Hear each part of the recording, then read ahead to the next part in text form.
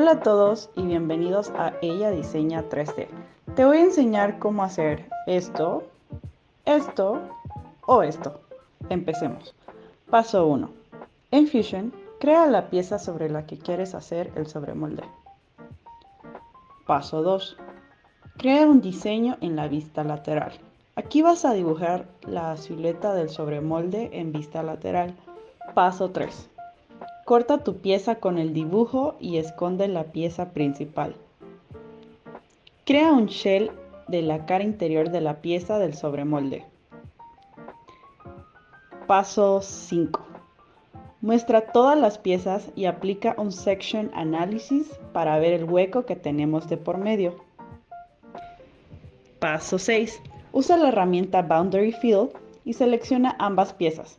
En la opción Select Cells, selecciona las piezas que necesitas para crear el sobremolde. Esto sería la pieza principal y el hueco que se ve. Dale OK. Apaga el Section Analysis y podrás ver tu sobremolde. Si quieres agregarle más realismo, dale un fillet a ambas piezas. Y así de fácil puedes crear sobremoldes en Fusion 360. En la descripción del video vas a encontrar el link donde podrás descargar gratis el modelo que hice usando esta técnica. Bye, suerte en tu proyecto.